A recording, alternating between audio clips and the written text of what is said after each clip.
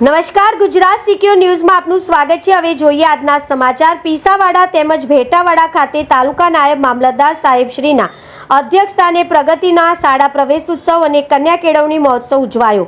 ધોળકામાં કુમાર 4 ક્લસ્ટરમાં સમાવિષ્ટ પીસાવાડા સરકારી માધ્યમિક શાળા, પીસાવાડા પ્રાથમિક શાળા તેમજ ભેટાવાડા પ્રાથમિક શાળા ખાતે પ્રગતિનો પ્રવેશ ઉત્સવ કાર્યક્રમ અને કન્યા કેળવણી મહોત્સવ ઉજવાયો। આ તબક્કે મુખ્ય મહેમાન તરીકે ધોળકા તાલુકા નાયબ મામલતદાર શ્રી નરેન્દ્રસિંહ બારડ સાહેબ ઉપસ્થિત રહ્યા। પીસાવાડા સરકારી માધ્યમિક શાળામાં ધોરણ 9 ના વિદ્યાર્થીઓનો શાળા પ્રવેશ કરાવવામાં આવ્યો તેમજ પીસાવાડા અને ભેટાવાડા પ્રાથમિક શાળાઓમાં આંગણવાડી, બાલવાટિકા તેમજ ધોરણ 1 ના બાળકોનો શાળા પ્રવેશ કરાવવામાં આવ્યો।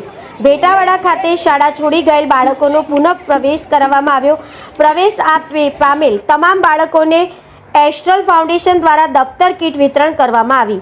આ તબક્કે ધોરણ 3 થી 10 માં પ્રથમ, દ્વિતીય અને તૃતીય ક્રમાંક પ્રાપ્ત કરેલ બાળકનું મહેમાનશ્રીઓના હસ્તે સન્માન કરવામાં આવ્યું। સીઈટી તેમજ જ્ઞાન સાધના પરીક્ષા ઉત્તીર્ણ થયેલા બાળકોનું વિશેષ સન્માન કરવામાં આવ્યું। નાયબ મામલતદાર શ્રી નરેન્દ્રસિંહ બારડ સાહેબ દ્વારા બાળકોને શાળાએ નિયમિત આવવા, સરકારશ્રીની શિક્ષણને લગતી વિવિધ શિષ્યવૃત્તિ યોજનાઓ લાભ લેવા તેમજ પોતાના ગામ અને દેશનું નામ રોશન કરવા માટે આહવાન કરવામાં આવ્યું। જિલ્લા ડેલિગેટ શ્રી નવીનભાઈ વસાવા સાહેબ દ્વારા તમામ પ્રવેશપાત્ર બાળકોને શુભેચ્છા આપવામાં આવી હતી તેમજ શાળાની કોઈપણ જરૂરિયાત હોય તો સત્વરે પૂર્ણ કરવામાં આવશે એવી વાત મૂકવામાં આવી। લાયઝન ઓફિસર શ્રી સંજયકુમાર પરમાર દ્વારા પ્રવેશપાત્ર બાળકોના 100% નામાંકન અને સ્થાયીકરણ માટે અનુરોધ કરવામાં આવ્યો। વાલી તેમજ ગ્રામજનો બાળકોના શિક્ષણ પ્રત્યે વધુ સજાગ બને તે માટે અપીલ કરવામાં આવી।